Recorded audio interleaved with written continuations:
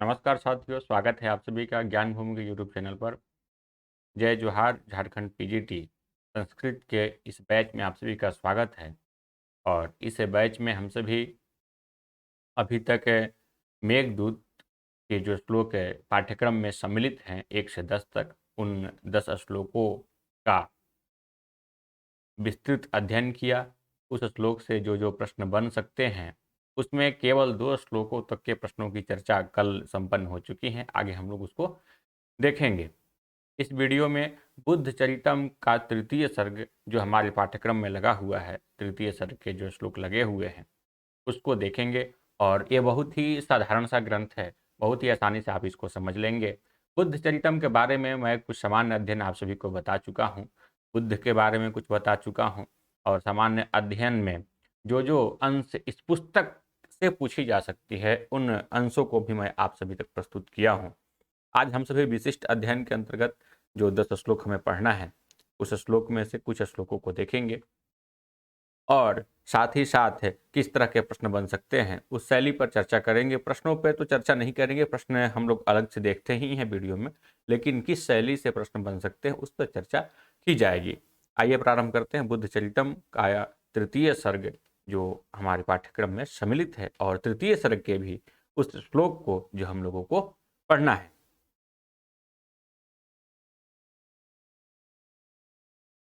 इसके पहले ये देखिए श्लोक जो है आप लोगों को पढ़ना है। यहाँ पर पहला श्लोक से कुछ विषय वस्तु यहाँ पर प्रस्तुत है। इसके पहले मैं आप लोगों को मैं बुद्ध चरितम तृतीय सर्ग तक ले आऊँ, तृतीय सर्ग के कथानक तक आप लोगों को यदि मैं जोड़ लेता हूँ तब आप इसको अच्छी तरह समझ पाएंगे। अचानक श्लोक को पढ़ाने लगना, जिस विषय वस्तु से कोई विद्यार्थी परिचित नहीं है उस विषय वस्तु को समझने में कठिनाई जरूर होती है और उस कठिनाई को दूर करने का सबसे साधारण रास्ता है कि उस विषय वस्तु तक विद्यार्थी को पहुंचा दिया जाए। आप सभी अवस्था में बड़े हैं कि छोटे हैं मैं तो नहीं जानता, लेकिन हमारे सामने विद्यार्थी हैं और आप समझते होंगे तो भी मेरा कर्तव्य यही है कि मैं आसान से आसान शैली में बताऊं जिससे जो विद्यार्थी नहीं समझता है उस वह भी समझने लगे। देखिए हम लोग पढ़े थे कि बुद्ध चरितम में 28 सर्ग है, लेकिन प्राप्त जो अंश है वह 14 सर्ग तक ही है। 14 सर्ग के 31वें श्लोक तक यह सामान्य अध्ययन में चर्चा की जा चुकी है। 14 सर्ग तक जो पाठ्य वस्तु हमारे बीच में है उसमें प्रथम सर्ग में गौतम बुद्ध के जीवन का प्रारंभिक दिवस वर्णित है। प्रारंभिक दिवस का तात्पर्य जन्म वर्णित है और जन्म के बाद में राजमहल में क्या हर्षोल्लास है, क्या माहौल है, शाक्य कुल में किस प्रकार का उत्सव मनाया जा रहा है, यह कुछ वर्णित है। और उसी बीच में एक मुनि का आगमन होता है जो मुनि है असित मुनि। तो असित मुनि का आगमन है और असित मुनि के द्वारा भविष्यवाणी की जाती है कि यह या तो चक्रवर्ती राजा होंगे या महाज्ञानी होंगे। अब महाज्ञानी के प्रसंग में ही वह यह बात को भी प्रस्तुत कर देते हैं लगभग लगभग कि यह गृह त्याग भी कर सकते हैं, क्योंकि उसमें इस तरह से वर्णन है कि संसार की रीति रिवाजों को छोड़ करके महाज्ञान को प्राप्त करेंगे। तो एक यह डर राजा के मन में वहीं से बनने लगा है, ठीक है, क्योंकि उन्होंने अनिष्ट की शंका से गौ इत्यादि का दान भी किया, यह सब भी वर्णित है। तो प्रथम सर्ग में उनका जन्म और असित मुनि के द्वारा की गई भविष्यवाणी है। अब आप यह तो समझ चुके होंगे कि सर्ग का प्रारंभ भगवान बुद्ध के प्रारंभिक दिवस से प्रारंभ होता है, उनके जन्म और उनके जीवन के बारे में की गई भविष्यवाणी का वर्णन प्रस्तुत करता है। उसके बाद हम लोग आगे प्रवेश करते हैं द्वितीय सर्ग में। तो द्वितीय सर्ग में राजा शुद्धोधन जो उनके पिताजी हैं अपने पुत्र को प्रयास करते हैं कि यह राजमहल के अंदर ही रहे और राजमहल के अंदर सारी सुख सुविधाएं दी जाए, इसको दुख क्या चीज होता है इससे भी परिचय न हो कहीं से भी। तो अंतःपुर में रामायण रखने का भरपूर प्रयास करते हैं और हद तक वह सफल भी हैं दूसरे सर्ग में। लेकिन तीसरे सर्ग जो हम लोग पढ़ने जा रहे हैं, इस सर्ग का नाम है संवेगोत्पत्ति। उनके मन में संवेग की उत्पत्ति होगी, दुख देख करके दुख समझने की भावना उनके अंदर उत्पन्न होने वाली है, दूसरों के दुख से दुखित होने वाले हैं वह तीसरे सर्ग में। तो तीसरे सर्ग में वह तीन व्यक्तियों को देखते हैं जो आपने काफी सुना भी होगा। एक रोगी देखते हैं, एक वृद्ध व्यक्ति देखते हैं और एक मृत व्यक्ति देखते हैं। और इसके बाद एक साधु सन्यासी को भी देखते हैं चौथा, जिसको देख करके काफ़ी साधु सन्यासी को देख करके उन्हें यह लगता है कि यह व्यक्ति ज़्यादा खुश है और तीनों के तीनों दुखी है। इस प्रकार से तृतीय सर्ग तक कथानक है और इसी कथानक में हम लोगों को तीसरे सर्ग में संवेगोत्पत्ति उनके अंदर होने वाली है। तो तृतीय सर्ग में संवेगोत्पत्ति कैसे होगी? जब वह अपने घर से बाहर निकलेंगे तब तो होगी। द्वितीय सर्ग तक तो राजा सुद्धोधन उनको अपने राजमहल के अंदर ही रखे हुए हैं, बाहर नहीं निकलने दिए हैं। बाहर के किसी अंश से वह परिचित न हो, किसी अनुभूति से, किसी अनुभव से वह परिचित न हो, यही प्रयास रहा है राजा सुद्धोधन का। तो आइए हम लोग अब वह दूसरे सर्ग के कथानक से आगे बढ़ते हैं, जब वह घर से निकलने की इच्छा व्यक्त करते हैं। यही कुछ है। तो यह पहला श्लोक आप लोगों द्वारा पढ़ा जाए। ततः कदाचिन मृदु साज्वलानि पुंस्कोकिलोन्नादितपादपानि सुस्राव पद्माकरमण्डितानि गीतैर्निबद्धानि सकाननानि। इसका सारांश यही है कि वह वन के बारे में सुने, बाहर में किस तरह के वन है। इस वृत्तांत को उन्होंने किसी न किसी प्रसंगवश सुना। ठीक है, वन कैसा है इसका वर्णन इस श्लोक में किया गया है। जिस वन के बारे में उन्होंने सुना, किसने सुना? गौतम बुद्ध ने सुना। तो उसके वर्णन को वन के विशेषताओं को देखते हैं, वही मुख्य रूप से इस श्लोक में है। चलिए, ये शब्दार्थ आपके सामने है और शब्दार्थ को देख करके हम लोग एक एक शब्दों के अर्थ को समझ लेते हैं ताकि परीक्षा में कहीं से कोई दिक्कत ना हो। लिखा ततः कदाचित। ततः तात्पर्य है, देखिए ततः शब्द जब आए तो पूर्व में घटित घटना के बाद के कथानक को प्रस्तुत करने की बात की जाती है।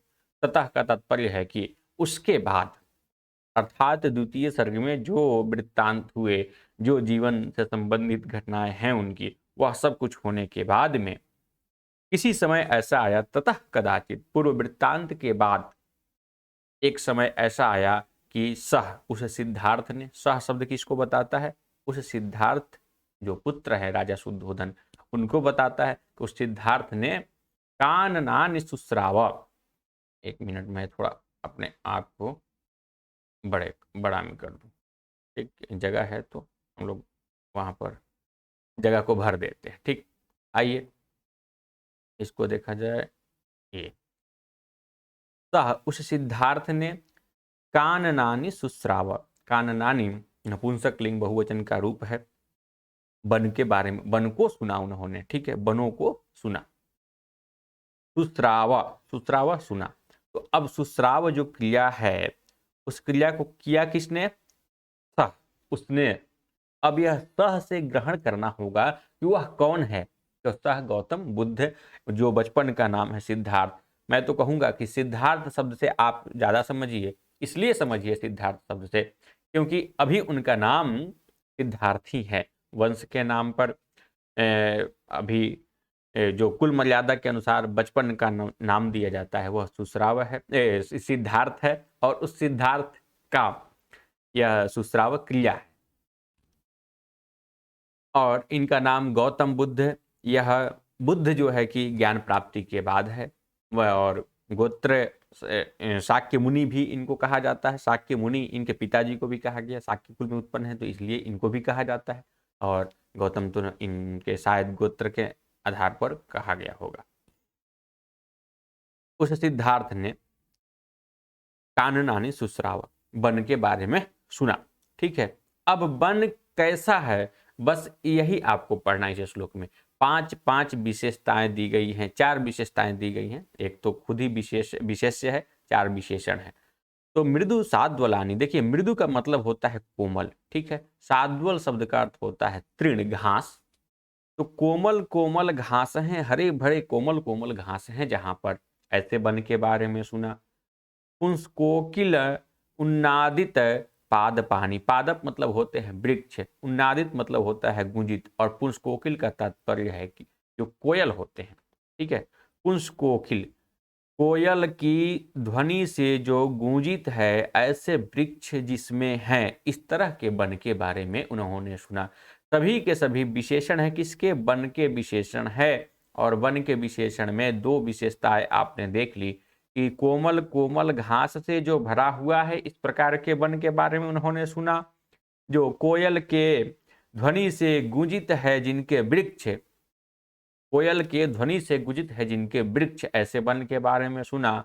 और पद्माकर मंडितानी, पद्माकर मंडितानी, पद्म मतलब होता है कमल, और उसका आकर अर्थात खादान या कहें कि उद्भव स्थल। तो कमल का उद्भव स्थल क्या हो सकता है? तालाब हो सकता है, सरोवर, वो भी सुंदर सुंदर हो सकता है सरोवर। तो कमल जिसमें खिले हैं, इस प्रकार के सरोवर से जो मंडित है, जो शोभित है, इस प्रकार के वन के बारे में सुना। और गीतैर निबद्धानी, जो गीतों से निबद्ध है, वहां पर मधुर मधुर ध्वनियां भी हो रही हैं, इस प्रकार के वन के बारे में उन्होंने सुना। ठीक है। पुष्को किलोन्नादित पाद पाने गीतैर निबद्धानी पद्माकर मंडितानी मृदु सात्वलानी। यह चार चार विशेषताएं किसकी है? विशेषताएं कानन के। तो काननानी, बहुत सारे वन हैं, सभी वनों के बारे में सुना कि अरे इस राज्य क्षेत्र में ऐसे ऐसे वन है, तो इन्होंने सुन लिया। तो इस श्लोक में विशेष क्या है? विशेष क्या है? तो काननानी विशेष्य है। विशेषण क्या है? तो चार चार विशेषण है। एक मृदु साद्वलानी, दूसरा पुष्कोकिलोन्नादित पादपानी, तीसरा पद्माकर मंडितानी, और चौथा है गीतैर निबद्धानी। ठीक है। सुश्राव एक क्रियापद है। इस क्रिया को कर्ता कौन है? कर्ता कौन है? तो सह, उसे सिद्धार्थ ने, सह का तात्पर्य है सिद्धार्थ। ततः कदाचित, ततः मतलब कि द्वितीय सर्ग में जो वृत्तांत वर्णित है, उसके बाद कदाचित किसी समय, कदाचित यह समय समय का वाचक है, वो भी अनिश्चित काल के लिए वाचक है। यह तिथि नहीं दिया गया है, या कुछ ऐसा वर्णन नहीं है कि इस तिथि को उन्होंने सुन लिया, बसंत ऋतु में सुन लिया, इस ऋतु में सुन लिया, ऐसा कुछ वर्णन नहीं है। एक समय ऐसा आया कि उन्होंने वन के बारे में सुना, और वन इतने सुंदर हैं, मनोहर हैं, यह वर्णन है यहाँ पर पहले श्लोक में। तो हम लोग प्रथम सर्ग के कथानक को जोड़ते हुए, द्वितीय सर्ग के कथानक उसके बाद जोड़ते हुए, तीसरे सर्ग के कथानक में प्रवेश किए हैं। प्रथम सर्ग का क्या था? जन्म और असित मुनि के द्वारा भविष्यवाणी। द्वितीय सर्ग में था कि उनको अंतःपुर में ही रमाए रखने की कोशिश की जा रही है राजा शुद्धोधन के द्वारा। और तृतीय सर्ग के प्रथम श्लोक में पता चला कि उन्होंने तो अब वन के बारे में सुन लिया। देखिए, हम लोग गौतम बुद्ध के बारे में यह सब कुछ जानते हैं कि एक समय ऐसा आया था कि अपने पत्नी को, अपने परिवार को छोड़कर के मध्य रात्रि को वह निकल चुके थे घर से। ठीक है। छंदक नामक अपने सेवक को लेकर के, और उन्होंने तपस्या करके, अनेकों वर्ष तक तपस्या करके ज्ञान का अर्जन किया था, और वह गया में प्राप्त हुआ था। उसी के बाद से बोध गया हो गया, बोध गया हो गया, सारनाथ में उन्होंने उपदेश दिया था। तो घर से निकलने का एक सबसे पहला माहौल कब तैयार होता है, इस श्लोक के द्वारा पता चलता है कि वन के बारे में उन्होंने सुन लिया। अब वन के बारे में सुन लिए तो कुछ आगे तो होने वाला है, बन जाने की अभिव्यक्ति होगी, उनके द्वारा इच्छा प्रकट की जाएगी, ऐसा कुछ आगे हम लोग पढ़ने वाले हैं। आइए देखते हैं आगे क्या है। यह अनुवाद लिखा हुआ है, आप अनुवाद पढ़ सकते हैं। चलिए। श्रुत्वा ततः स्त्रीजनवल्लभानां मनोज्ञ भावं पुरकाननानां बहिप्रयाणाय चकार बुद्धिम अंतर्गृहे नाग इवावरुद्धः। बस बुद्धिम चकार, बुद्धि को कर दिया, मन को बना लिया कि हमें अब तो बाहर जाना ही जाना है। श्रुत्वा, सुना, ऊपर में बताया गया कि उन्होंने वन के बारे में सुना, काननानि सुश्रावा, तो सुन लिया। अब सुन करके क्या होगा, यह नीचे बताया जा रहा है। चलिए सारांश बता दूं। सुन करके, उसके बाद उन्होंने सुन करके स्त्री जनों को जो प्रिय है, जो मन को अच्छा लगता है, जो नगर के वन हैं, ऐसे वन को सुन करके अंतर्गृह में ही नाग के जैसे, हाथी के जैसे अवरुद्ध गौतम बुद्ध, अवरुद्ध सिद्धार्थ ने बाहर जाने के लिए बुद्धि को किया, बाहर जाने के लिए मन को किया, यही बताया गया है। आइए शब्दार्थ देखते हैं तो क्लियर हो जाएगा सब कुछ।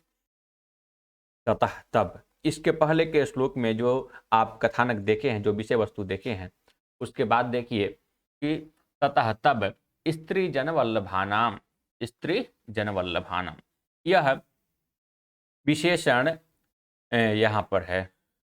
पूर्व काननानाम का विशेषण ये यहाँ पर होना चाहिए था। चलिए यहाँ कर देते हैं। उसके बाद उन्होंने सबसे पहले क्या बताया गया था कि वो वन के बारे में सुने, काननानि सुश्रावा पहले श्लोक में। और दूसरे श्लोक में वन के बारे में कुछ विशेषताएं फिर से दी गई है और यहाँ पर काननानि नहीं लिख करके षष्ठी का प्रयोग किया गया कि पुर काननानम, नगर के जो उद्यान है, नगर के जो वन है और नगर के वन कैसे हैं, तो स्त्री लोगों को बहुत ही प्रिय हैं। स्त्री जन, अनेकों स्त्रियों की बात की गई, ऐसे स्त्री जनों को जो बहुत ही प्रिय है ऐसे, और जो मनोज्ञ भाव है, मनोज्ञ भाव का तात्पर्य है कि बहुत ही सुंदर लगता है, ठीक है, मन को बहुत ही जचता है इस तरह के भाव को, इस तरह के वर्णन को। और यह वर्णन दोनों किसके हैं? पुरकाननानाम, नगर के जो वन है ऐसे वन के बारे में सुन करके, श्रुत्वा सुन करके, अंतर्गृहे घर में ही, जो नाग इव अवरुद्ध, हाथी के समान, हाथी के समान जो अवरुद्ध थे, ये यह प्रसंग में मैं बताऊंगा हाथी के समान क्यों तुलना किया गया यहाँ पर। नाग इवा अवरुद्ध, हाथी के समान जो अवरुद्ध थे ऐसे राजकुमार, सह मैं लिख दिया ब्रैकेट में समझने के लिए।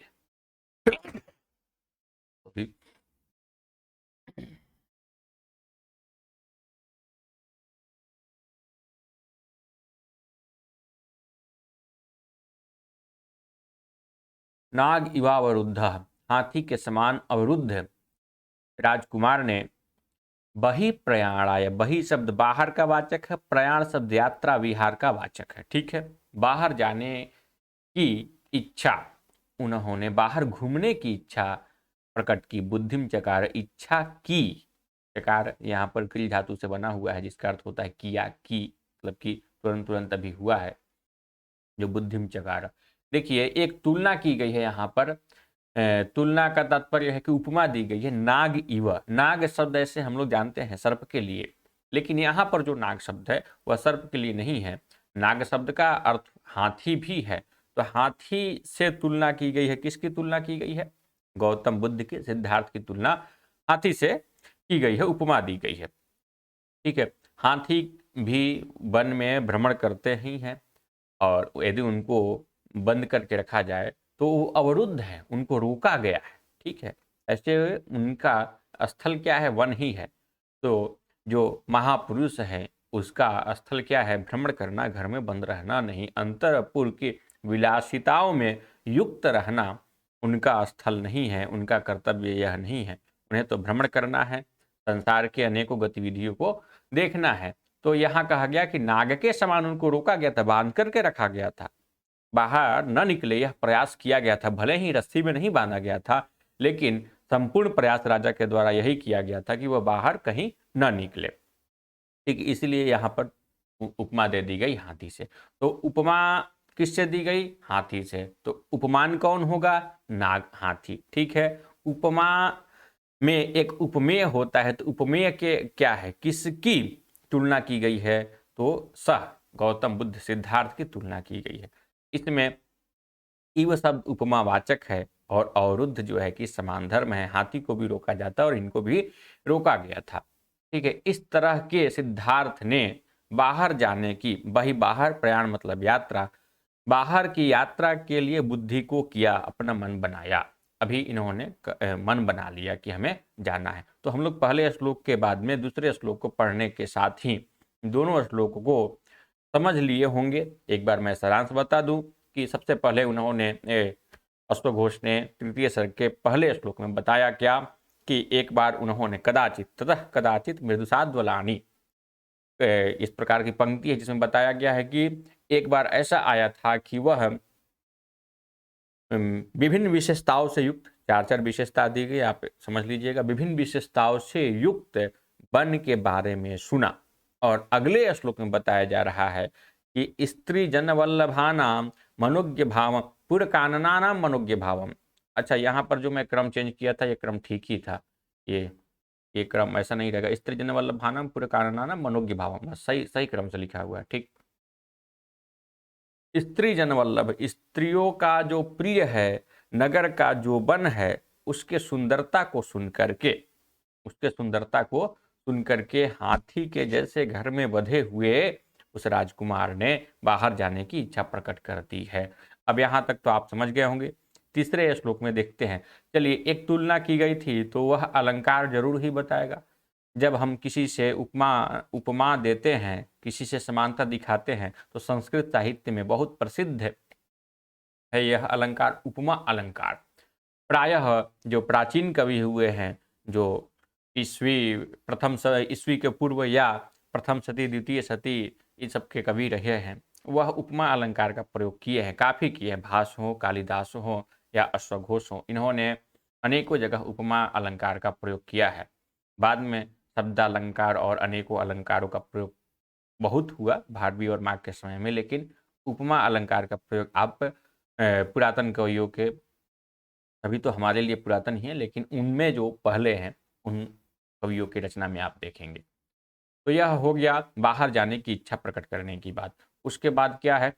ततो नृपस्तस्य निशम्य भावम पुत्राभिधानस्य मनोरथस्य स्नेहस्य लक्ष्म्या वयसश्च योग्यताम आज्ञापयामास विहार यात्राम। ठीक है, अब बुद्धि इन्होंने बना दी कि हमें जाना है, मन बना दिया, तो राजा कैसे रोक सकते हैं? तो वही लिखा कि उसके बाद में, अर्थात इच्छा प्रकट करने के बाद में, अपने पुत्र के द्वारा जो व्यक्त किया गया है मनोरथ, उसको सुनकर के स्नेह, लक्ष्मी और योग्यता के अनुसार बिहार यात्रा के लिए आज्ञा प्रदान कर दिए। अब इसमें यह बताया गया है कि राजा के सामने जब यह सूचना दी गई कि सिद्धार्थ को बाहर जाने की इच्छा हुई है, तो पुत्र के द्वारा अभिव्यक्त की गई है यह मनोरथ, यह मनोकामना, तो उसको सुनकर के, समझ करके बाहर जाने की आज्ञा प्रदान किए राजा। लेकिन आज्ञा भी राजा की है, तो पुत्र जा रहा है, किस हिसाब से जाएगा आप समझ सकते हैं, काफ़ी तैयारी के साथ में जाएगा। एक तो पुत्र के साथ स्नेह है, तो स्नेह क्या है कि हमारे पुत्र को किसी प्रकार की पीड़ा न हो, वह पीड़ित न हो, कि समझ सके कि संसार में क्या दुख है, क्या पीड़ा है, यह न समझ सके। इसलिए इस प्रकार का उनसे स्नेह है पुत्र से। पुत्र मोह है कि पुत्र हमारा ज्ञान प्राप्ति की तरफ उन्मुख न हो जाए, ज्ञान प्राप्ति की तरफ आगे न बढ़ जाए, हमसे बिछुड़ न जाए, यह स्नेह है उनका। लक्ष्मी संपत्तिवान भी है, राजा हैं, एक क्षेत्र के राजा हैं, एक बृहद साम्राज्य के राजा हैं, तो लक्ष्मी भी है। इनके पास जो ऐश्वर्य है, उस ऐश्वर्य के अनुरूप, पुत्र से जो स्नेह है उस स्नेह के अनुरूप, और पुत्र की जो अवस्था है उस अवस्था के अनुरूप, तीनों दृष्टिकोण से तैयारी करके बिहार यात्रा को, बिहार मतलब विहार, भ्रमण यात्रा के लिए आज्ञा प्रदान किए, आज्ञा दिए। तो आप समझ रहे हैं कि आज्ञा देते समय ये 3 बिंदु उन्होंने देखा कि हमारा पुत्र हमसे छूटे ना, जो प्रेम है उसके अनुसार तैयारी उन्होंने राजा ने की। चारों तरफ ऐसी व्यवस्था कर दी कि पुत्र के मन में किसी प्रकार की पीड़ा न उत्पन्न हो, किसी प्रकार की ऐसी स्थिति न उत्पन्न हो कि इसे लगने लगे कि नहीं, संसार में तो सब मोह माया है, इन सब चीज को छोड़ो और यथार्थ के तरफ बढ़ो, क्या उचित है समाज जीवन में उसके तरफ बढ़ो, यह विचार न आए, इसलिए उन्होंने स्नेह के दृष्टिकोण से निर्णय लिया। और राजा का पुत्र जा रहा है तो पूरी तैयारी भी होनी चाहिए, ऐश्वर्य भी है, लक्ष्मी के अनुसार भी निर्णय लिया, और पुत्र किस अवस्था में है इस अवस्था के अनुसार भी उन्होंने यात्रा की तैयारी की, और यात्रा की तैयारी चारों तरफ करवा करके आज्ञा प्रदान कर दिया जाने के लिए। तो यह प्रसंग है। आइए सूत्र, इसके शब्दों के अर्थ देख लेते हैं। ततो, ततो का तात्पर्य ततः है या ततो है, विसर्ग ही ओ हो जाता है। आप लोग पुराना मेरा कोई वीडियो देखे होंगे जो पहले पढ़े हैं, तो विसर्ग संधि में मैं बताया था, केवी का जो कोर्स करा रहा था उस समय में। और ततो इसके बाद यह हुआ अर्थ, अर्थात पूर्व में जो हुआ था, उन्होंने बुद्धिम चकार, बुद्धि को प्रकट किया था, उसके बाद की यह घटना हो रही है। उसके बाद नृपः, राजा ने, तस्य, तस्य का तात्पर्य है कि उस, अर्थात जो पहले व्यक्त किया गया है, जो जिसका पहले वर्णन आ चुका है, तो राजा के पुत्र ने पहले बाहर जाने की इच्छा प्रकट की है, तो उस मनोरथ के भाव को सुनकर के, उस मनोरथ मन की इच्छा, ठीक है, मनोरथ के भाव को निशम्य सुन करके, लेकिन यह मनोरथ कैसा है इसका भी यहाँ पर विशेषण दिया है कि पुत्राभिधान, पुत्राभिधान, पुत्र के द्वारा जो अभिधान किया गया हो, पुत्र के द्वारा जो अभिव्यक्त किया गया हो, इस प्रकार के मनोरथ के भाव को सुनकर के। अब आइए एक बार फिर से इस पर चलते हैं।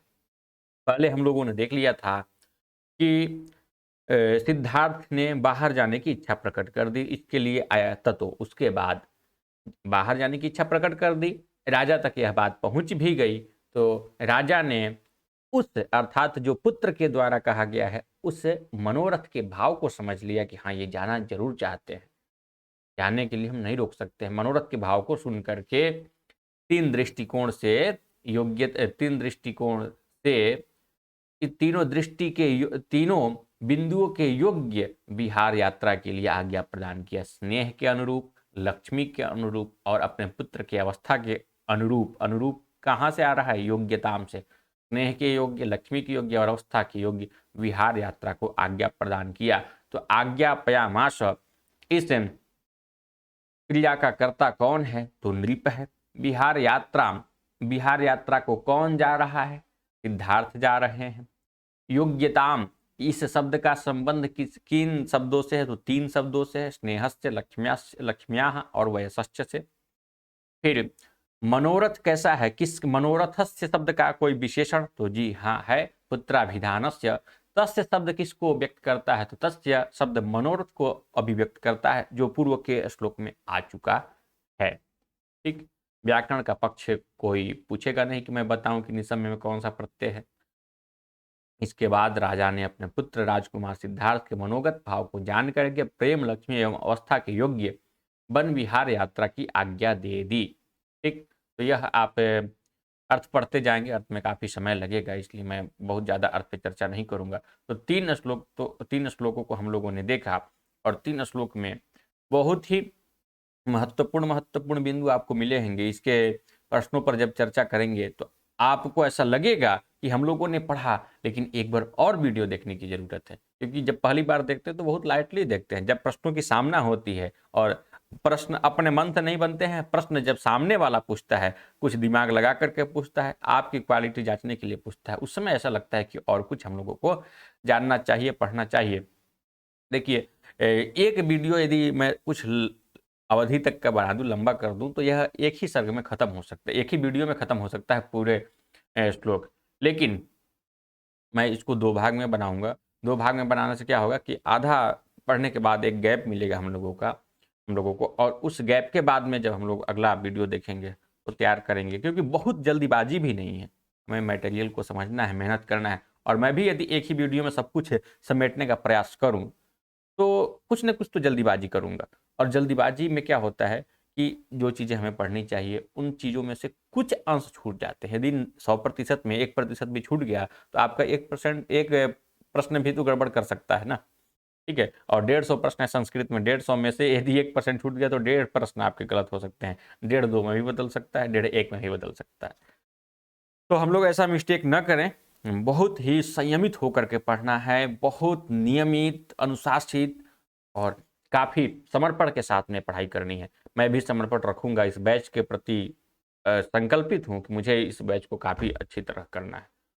और केवल समय नहीं बिताना है, केवल वीडियो की संख्या नहीं बितानी है, मुझे सफलता दिलानी है। अंदर अंदर मुझे जितने विचार, जितना आप सोचते होंगे, जितने आपके मन में प्रश्न आते होंगे, जितनी तैयारी की रणनीति बनती होगी, उतना ही रणनीति मुझे भी है।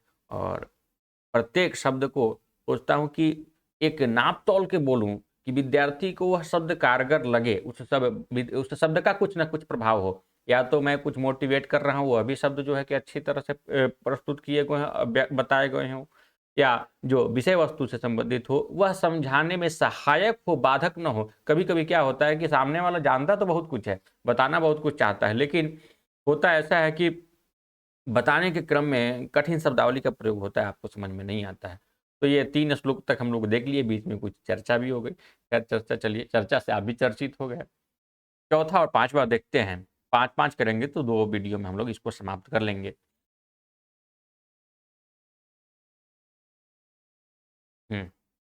निवर्तयामास निवर्तयामास च राजमार्गे सम्पातमार्तस्य पृथक जनस्य माभूत कुमार सुकुमार चित्त संविघ्न चेता इति मन्यमानः। देखिए, अभी तक चर्चा हुई थी कि राजा 3 तरह से तैयारी करके विहार यात्रा को आज्ञा प्रदान किए हैं। एक स्नेह के लिए, स्नेह के दृष्टिकोण से, लक्ष्मी के दृष्टिकोण से और एक अवस्था के दृष्टिकोण से। उसके बाद में चर्चा है कि उन्होंने राजमार्ग पर आने वाले रोगी व्यक्ति, पीड़ित व्यक्ति, दुखी व्यक्ति और अन्य भी प्रकार के जो लोग हैं, सभी को हटा दिया उन्होंने। ठीक है, और क्यों हटा दिया उसकी चर्चा है कि सुकुमार चित्तः कुमारः संविघ्न चेता माभूत। जो सुकुमार हृदय वाला है कुमार सिद्धार्थ, वह संवेगित न हो जाए, दुखित न हो जाए, पीड़ित न हो जाए, संसार के दुखों से दुखित न हो जाए, इस विचार को मानते हुए, इस विचार को मानते हुए राजमार्ग से पीड़ित व्यक्ति को और अन्य व्यक्तियों को हटा दिया, वहां से पूरे राजमार्ग को खाली करा दिया। ठीक, इसी का वर्णन आपको देखना है। आइए, सुकुमार चित्त कोमल हृदय वाला। कोमल हृदय वाला कौन है? कुमार सिद्धार्थ है, पुत्र सिद्धार्थ। ठीक है। संविघ्न चेता, संवेग युक्त, पर दुख से पीड़ित अर्थात दूसरे के दुख से पीड़ित हृदय वाला माँ भूत न हो जाए। माँ मतलब यहाँ शब्द आ रहा है निषेधार्थ। माँ शब्द निषेध के लिए आता है, जब क्रिया के साथ में पहले जुड़ ही जाता है तो भूत शब्द है यहाँ पर।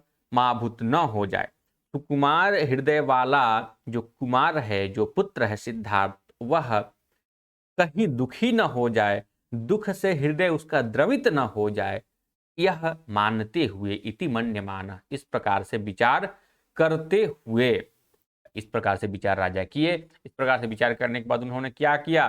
राजमार्ग, जितने भी राज्य के मार्ग हैं, जिस जिस रास्ता से उनको गुजरना है, राज्य के मार्ग में संपातमार्तस्य, संपातमार्तस्य का तात्पर्य क्या हुआ यहाँ पर?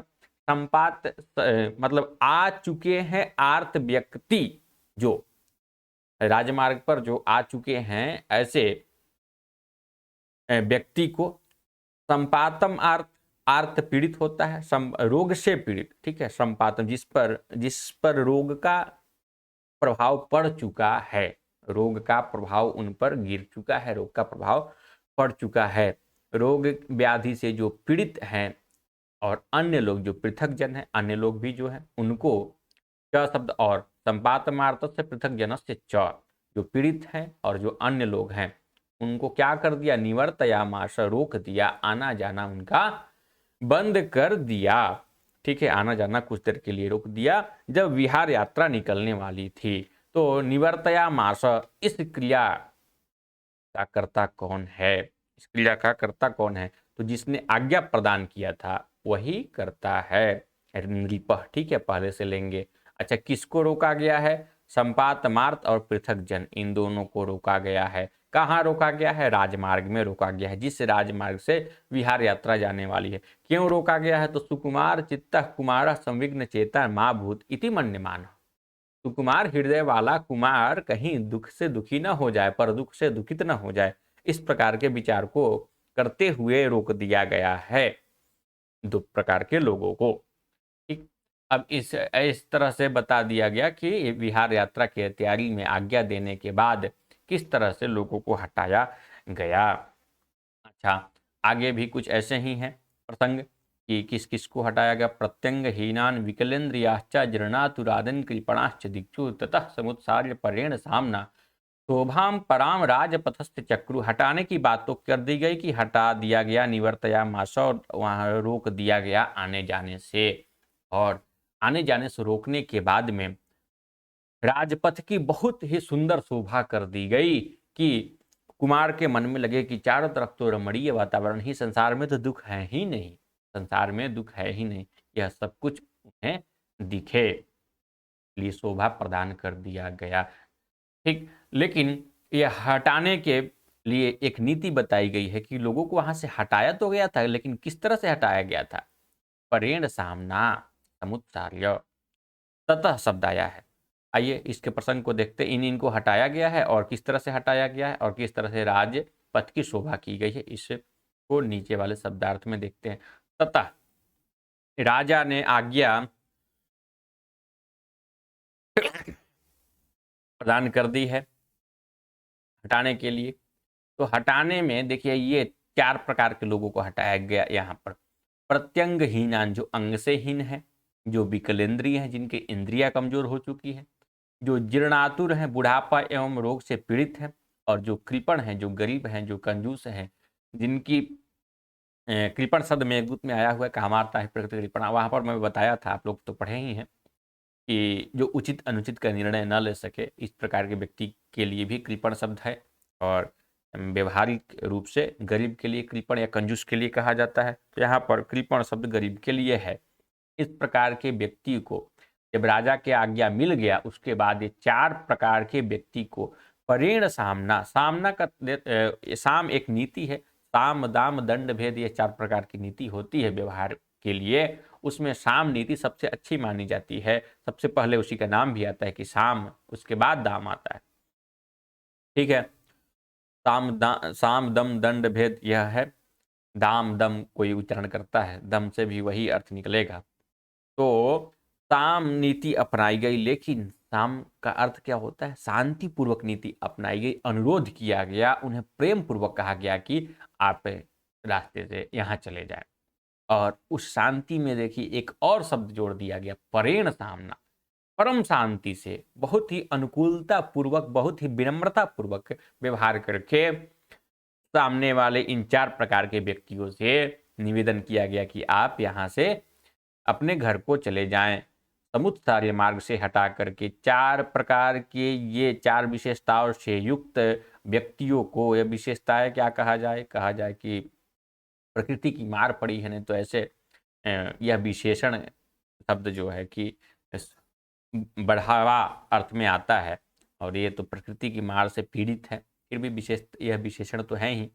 इस प्रकार के व्यक्तियों को पर साम से बहुत ही शांति से मार्ग से हटा करके राजपथ के दिशाओं में पराम शोभाम चक्रुह, ठीक है, राजपथ के जो दिशाएं हैं, जिससे राजपथ से उनका यात्रा का काफिला निकलने वाला है, उस दिशाओं में बहुत ही ज्यादा, यहाँ भी पर शब्द आया था परम, और यहाँ भी पर शब्द परम ही अर्थ में है, अत्यधिक रमणीय परमोत्कृष्ट शोभा को, सजावट को चक्रुह किया गया।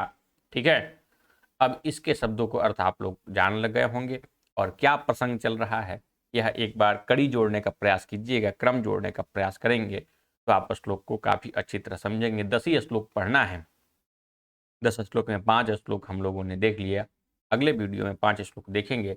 और इसके अगले वीडियो में जो लाइव कक्षा होगी, मेघदूत के श्लोक 8 बचे हुए हैं, उस श्लोक से जो प्रश्न बन सकते हैं उस पर चर्चा होने वाली है, और काफ़ी महत्वपूर्ण कक्षा होगी वह भी।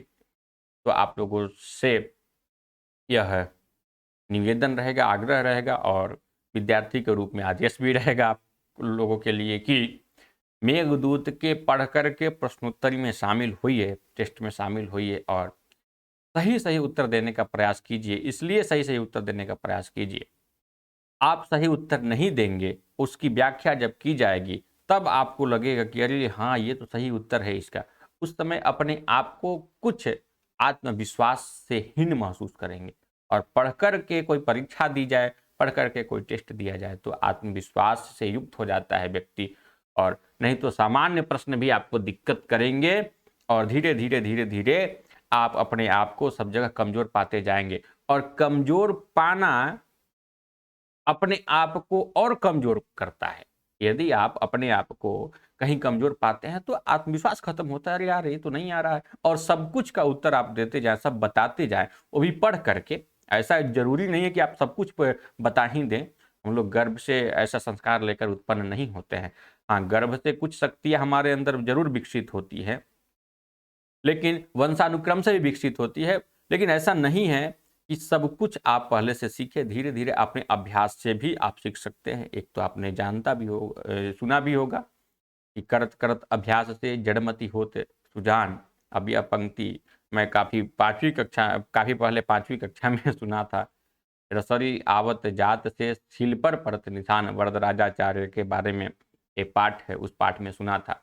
और उस पाठ में जो पात्र हैं वरदराजाचार्य, उनके बारे में अब आप और हम, ऐसा कोई नहीं है जो परिचित नहीं है। लघु सिद्धांत कौमुदी जो आप पढ़ रहे हैं उन्हीं की कृति है, और उस कृति से पता चलता है कि उन्होंने कितना मेहनत करके किस स्तर से किस स्तर तक बढ़ गए वो। तो आप भी ऐसा कर सकते हैं। कहीं कमज़ोर हैं तो आज से मेहनत शुरू कर दीजिए और मेहनत ही ना शुरू कीजिए, दिन रात करके झारखंड पीजीटी में चयन पाना है, यह संकल्प लेकर के लगे रहिए। आगे के लिए शुभकामनाएँ, मिलते हैं फिर अगली कक्षा में। धन्यवाद।